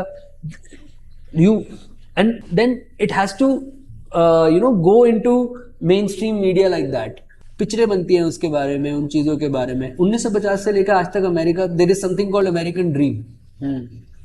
Yes. क्या है वो? Because they are pushing entrepreneurship, they are making it easy for people to start a business, they are valuing that business, they are saying कि हाँ तुम करो यार, दिस इज अमेरिकन ड्रीम। तो ऐसे इंडियन ड्रीम भी तो हो सकता है ना, द बिग इंडियन ड्रीम, कि हाँ बनाओ, धंधे बनाओ, बिजनेस खड़े करो, दुनिया को बेचो। खड़े तो हो तुम, क्यों नहीं बेच सकते? Ease of doing business. Yeah, make it easy for people to do business, yeah. Make it easy for people to, like, and every country is doing it today. Her country ये कर रही है, हर कंट्री आसान बना रही है लोगों को बिजनेस करना। हम भी करें, हम भी उसको इजी बनाएं जितना इजी कर सकते हैं। Like today, licensing is a big challenge in the country. Although it has decreased after 1991 LPG reform, but still it is a big challenge. Yes. I'm saying दूसरे business licenses, like trade license, shop and establishment, alcohol license. एक restaurant खोलने जाओ जिसमें आपको दारू पिलानी है, अगर आपके बाल उड़ जाएंगे। It's very difficult and bureaucracy and everything, but ठीक है, धीरे धीरे। I remember that story. Your brother started a business, Momo's business, and there was some vodka Momo, and he was keeping that little amount of vodka, and the police people came in and started वो asking. तो random है, छोड़ो। There was those are issues. Yes, licensing is a big issue. But two very important point when we are setting up a business. One is doing research, market research, and the other thing is the concept of lean startup. What do you think about these two things? Because given your experience, it is very important if you just tell it to the young people that how important it is to make research before you put in your energy and money and everything, your dream into it, and the concept of lean startup, because people tend to put huge amount of money in an idea which may not work. Yeah. So how lean startup plays a big role here? दोनों super important है। पहले बात करते हैं research की, right? हमारी problem ये है कि हम लोग अपने अपने कुओं में जिंदा हैं। So something, India has multiple layers of strata. एक लेयर ऐसी है जिसको एक वक्त की रोटी मिल जाए, वही बहुत बड़ी बात है। उसके बाद एक लेयर ऐसी है जिनको रोटी तो मिल रही है लेकिन उसके ऊपर कुछ नहीं मिल रहा। उसके ऊपर एक ऐसी लेयर है, मिडिल क्लास में भी हमने बना दिया ना, lower middle class, upper middle class, and then some class, and then some class. So हम ना बहुत अलग अलग, हिंदुस्तान 140 करोड़ लोगों का देश तो है, 145 करोड़ का, लेकिन वो 145 करोड़ अलग अलग स्ट्रेटास में बटे हुए हैं। और हर स्ट्रेटा की अपनी प्रॉब्लम, हर स्ट्रेटा की अपनी अपनी प्रॉब्लम्स है। And there is a competition also between stratas, plus there is a different problem. So let's say whatever problem that you have picked as a business, हमने ये तो डिसाइड कर लिया ना कि business means solving a problem and adding a value, right? तो आपने सोचा कि मैं एक बिजनेस करता हूँ, आपने सोचा मैं यहाँ पे वैल्यू ऐड करूंगा या ये प्रॉब्लम सॉल्व करूंगा, ये आपने सोच लिया। अब ये जानना कि उस प्रॉब्लम की मार्केट कितनी बड़ी है, वहां पे मार्केट रिसर्च काम आती है, right? It's called TAM. TAM is total addressable market, right? So whenever you are starting a business, you need to understand its TAM and you need to understand कि आपकी उस वैल्यू एडिशन का फायदा किसे पहुंचने वाला है, और जिसे पहुंचने वाला है क्या वो पैसे देगा उसको वैल्यू एडिशन करने के, नहीं देगा। बड़े सिंपल टर्म में ये होती है मार्केट रिसर्च। अब इसको आप मैकिंजी से और डिलॉइट से कराओगे, इन सब EY से कराओगे तो वो आपसे करोड़ों लाखों रुपए मांग लेंगे, लेकिन आप अपने लेवल पे तो कर ही सकते हो। मैंने एक बिजनेस स्टार्ट किया था called dial a cake. This I started in 2006-07 while still working. So I'm coming to the lean startup also now. I was working a full-time job and part-time में I started this business with my brothers called Dial a Cake. Idea was simple. Value addition कहाँ हम कर रहे थे? हम यहाँ कर रहे थे कि भैया उस वक्त इंटरनेट नहीं था, इतना ज़्यादा नहीं था, मोबाइल फोन्स आ गए थे, तो हमने ये सोचा था कि एक नंबर होएगा पूरी दिल्ली का, दिल्ली एनसीआर का एक नंबर, आप उस नंबर पे कॉल करेंगे और आपको कहीं पे भी केक चाहिए पूरी दिल्ली में, हम डिलीवर करेंगे. So that means you don't have to bother about going to a bakery, ordering for a cake या ढूंढना कि कौन सी बेकरी अच्छी है कौन सी नहीं है.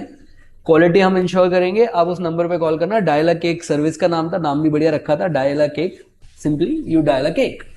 सो तो उसमें रिसर्च क्या की, उसमें रिसर्च सिंपली ये करी कि I use to work in I think IBM at that time.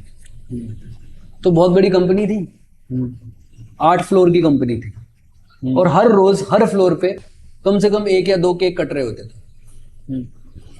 किसी ना किसी का बर्थडे है, भाई हजारों बंदा काम करता है, अगर मैं वैसे हिसाब लगाऊं तो रोज किसी ना किसी का बर्थडे होता है, तो रोज कोई ना कोई केक कट रहा होता. तो हमने मार्केट रिसर्च किया कि एक IBM में रोज के 10 केक आते हैं. ऐसी गुड़गांव में 5 कंपनियां हैं, रोज के 50 केक तो यहीं आते हैं गुड़गांव में. अगर मैं पूरी दिल्ली कवर करने की बात कर रहा हूँ तो मेरा कम से कम, अगर टोटल एड्रेसेबल मार्केट की बात करूँ तो मैं 1000 केक तो कम से कम बेच सकता हूँ, कोई हर्ज ही नहीं. सिर्फ इतनी छोटी सी रिसर्च करके हम लोग उतर गए धंधे में. किया भी, चलाया भी, खूब बढ़िया चलाया.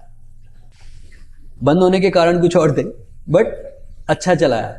सो मार्केट रिसर्च ये होती है. सो मार्केट रिसर्च इज कि आप अपनी टोटल एड्रेसेबल मार्केट देखो, आप देखो कि आपका उसमें क्या वैल्यू एडिशन है, आप कितना उसमें कर सकते हो, आपको कितनी समझ है उस धंधे की, और कैसे उसके पिटफॉल से आप बाहर निकल सकते हो. लीन स्टार्टअप, आज अभी से अच्छा टाइम नहीं है लीन स्टार्टअप करने का. What is this concept, if you can make us understand?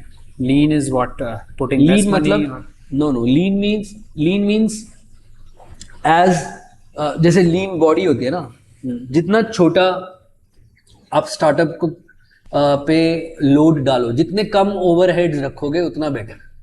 Okay. Overheads मतलब कि अगर आज मैंने एक धंधा शुरू करना है, मुझे ऑफिस लेने की जरूरत है या नहीं है. Yeah. अगर ना लूं तो मेरे पर ऑफिस का किराए का बर्डन नहीं आएगा. मुझे पहले दिन से ही 3 एम्प्लॉय रखने की जरूरत है या नहीं है. अगर ना रखूं तो उनकी सैलरी का बर्डन नहीं आएगा. देखो, हायरिंग का full time employ is a salary burden. मतलब आपके ऊपर उनकी जिम्मेदारी आ जाती है. लेकिन अगर आप कंसल्टेंट हायर कर लो, अगर आप पार्ट टाइमर्स हायर कर लो, फ्रीलांसर्स हायर कर लो, तो आपके ऊपर वो जिम्मेदारी तो नहीं है कि जितना काम दोगे उतने के पैसे दोगे, right? So that's a lean startup. A lean startup essentially means how do you bootstrap your business? मतलब कि आप कैसे अपने बिजनेस को धीरे धीरे आगे बढ़ाते हो, मिनिमम केपेक्स मतलब कि कैपिटल इन्वेस्टमेंट करे बिना अपने normal day to day operations कैसे मैनेज कर सकते हो. तो अब ये जो जितने भी ये इन्फ्लुएंसर्स हैं, लेट्स से, या रील्स बनाते हैं, कुछ करते हैं, instead of hiring a full time video editor, they can do a freelancer guy. जब रिकॉर्ड किया, उसको दे दिया, एक वीडियो के अपने पैसे बता दिए कि मैं पर वीडियो 1000 रुपये लूंगा या 2000, जो भी लूंगा. वो आपने डील कर लिया, उसका काम करके देख लिया, उसके बाद आपके ऊपर उसकी जिम्मेदारी नहीं है. आप जब काम करोगे तब दे दोगे उसको. That's lean startup. So that essential, और today it's the best way, because अभी हर चीज जो हमने थोड़ी देर पहले बात करी गिग इकोनॉमी की, अभी एवरीबडी इज डूइंग. आप बताओ ना, आपको क्या काम कराना है, उसका फ्रीलांसर मैं लाके देता हूँ. कुछ भी कराना हो, यहां तक कि मैन्युफैक्चरिंग तक लोग कर रहे हैं ऐसे. अब सिर्फ टी शर्ट का डिजाइन दे दो, टी शर्ट पूरी की पूरी बन के आपके घर डिलीवर हो जाएगी बिना फैक्ट्री लगाए. Yes. तो बिना, आपको टी शर्ट बनानी है, कपड़ा बनाना है, फैक्ट्री लगाने की जरूरत नहीं है. आपको कुछ और आपको बिजनेस करना है, इन्फ्लुएंसर बनना है, वीडियो का काम करना है, क्रिएटिव्स का काम करना है, आपको क्रिएटिव्स हायर करने की जरूरत नहीं है, सॉफ्टवेयर लेने की जरूरत नहीं है. और कोविड के बाद तो घर से काम कर रही है सारी दुनिया, ना ऑफिस लेने की जरूरत है, ना किराए देने की जरूरत है. इंटरनेट भी अपना अपना इस्तेमाल करते हैं लोग. फोनों में इतना इंटरनेट आ गया. I started using internet at 512 kbps dial-up network. That was which year? I think 2004-5. MTNL का डायलअप होता था घर में, वो चिर चिर चिर करके आवाज आती थी, और सिर्फ एक ईमेल कभी देखने के लिए कुछ खोल लिया तो खोल लिया. So imagine 512 kbps की स्पीड was dial-up. अभी अभी 10-10 GB की और 100 GB की स्पीड चल रही है. I've also seen you. You were live on Instagram from last 2 days. You were talking about how UPI is changing the market scenario. What was that? UPI is the biggest success story coming out from India after a long time. Okay. तो UPI जो network है, that's a peer to peer network, जिसमें कि आप payment हाथों हाथ एक account से दूसरे अकाउंट में चली जाती है. और UPI ने ई कॉमर्स की गेम बदल दी. व्हेन आई से ई कॉमर्स की गेम बदल दी है, मैं ये बोल रहा हूँ कि ऑनलाइन जितनी भी ट्रांजैक्शंस होती हैं उसकी उन्होंने काया पलट कर दी. तो आज की डेट में हमारे बिजनेस में almost 60% of the revenue is coming through UPI, 60%. which is huge. No, in which business? There's not much business. Okay. Yeah. I mean, it's like you're selling your products online and people are paying through UPI.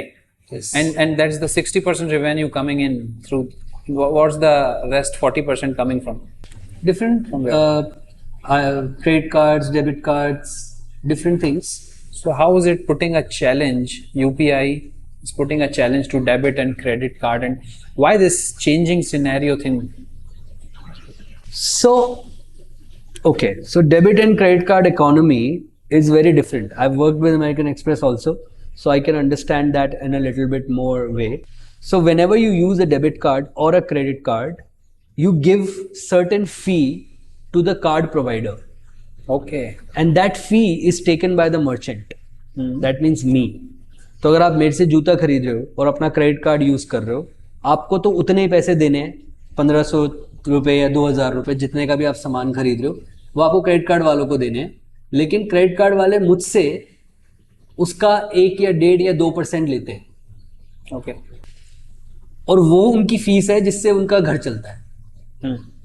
अब आप ये मानो कि और cash में वो fees लगती नहीं. तो अगर आप नोटिस करोगे तो कई बार लोग बोलते हैं कि कार्ड मशीन नहीं चल रही, कार्ड नहीं, कैश दे दो. वो वही 2% बचाने की कोशिश करते हैं कि 2% एक्स्ट्रा लग जाएगा. एंड 2% जितनी हाई वैल्यू उतना ज्यादा पैसा, राइट? अगर आप 1000 रुपए की चीज ले रहे हो तो 20 रुपए दे रहे हो. अगर आप लाख रुपए की चीज ले रहे हो तो 2000 दे रहे हो, राइट? तो वो 2% is the fee that these guys take.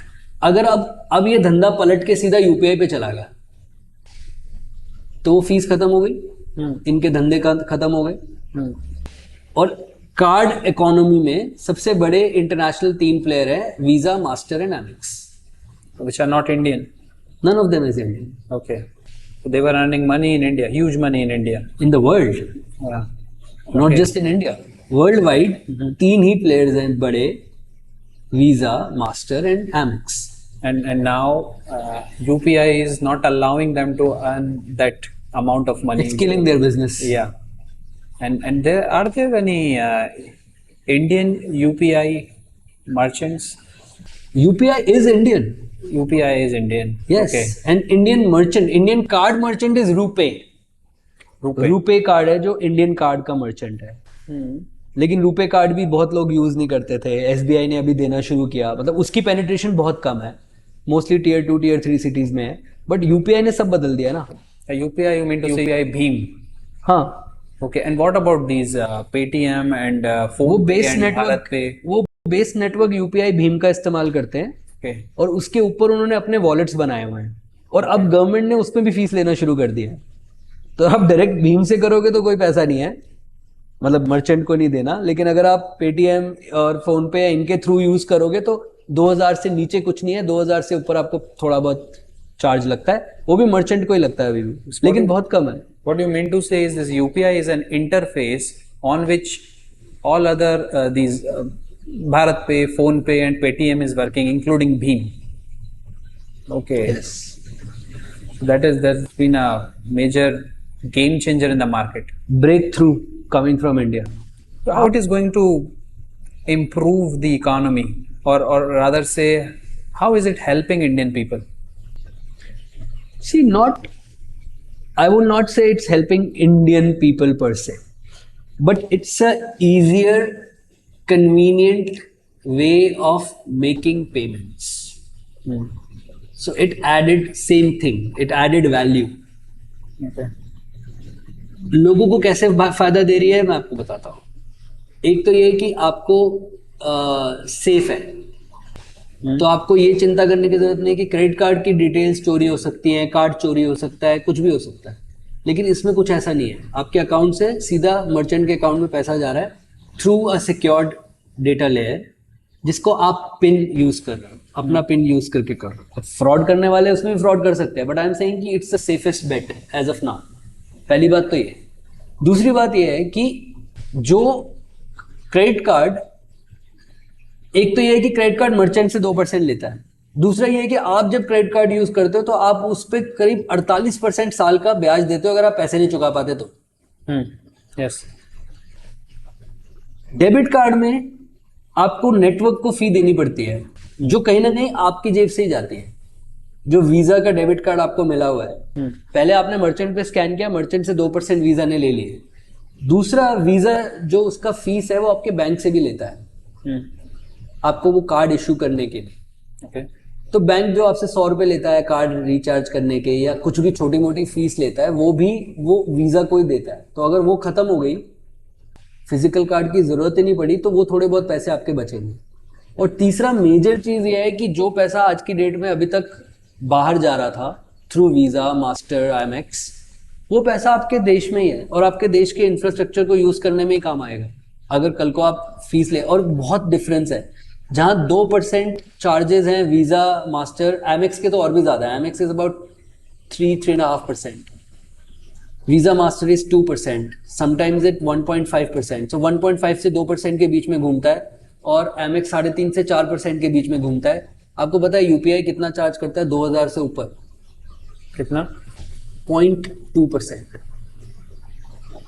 Okay. 0.2. So that's their earning. That is their UPI earning. Government को जाता है Government. क्योंकि सर्वर वगैरह मेंटेन करने और ऑल दैट. वो भी अब स्टार्ट किया है गवर्नमेंट ने, पहले तो फ्री था. And how these people, Paytm and PhonePe and BharatPe earn, because these are private हाँ, companies. How are they earning from this whole transaction business? ये बहुत लंबी गेम है. बेसिकली बैंकिंग का बिजनेस है. ट्रांजैक्शन हो रही है, पैसा तो आपके अकाउंट में है, Okay. उससे आप कुछ ब्याज बनाते हो. उसके अलावा जैसे अगर आपने कश्मीर को सुना होगा, उसने बोला कि भारत पे से उसने नए नए प्रोडक्ट बनाए, 12% वाला एक प्रोडक्ट बनाया. ये लोग एक्स्ट्रा सर्विसेज पे पैसा कमाते हैं, एंसिलरी सर्विसेज जो होती है. अगर आप आज पेटीएम खोलोगे तो सिर्फ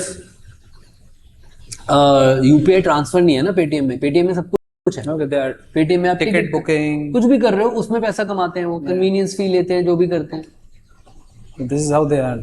मेन तो पब्लिक का वो है, पब्लिक का जब इंफॉर्मेशन आ गया आपके पास. Yes, it was very nice talking to you. I learned you. many things, and now I have become curious. Yes, that's important. Be curious. Yeah. Thank you very much. Thank you, Mayank. Good talking to you, Thank you. and it was fun. We should do it more often. Yeah. Once you come back from UK, you'll do it again. Yes. Thank you. Okay.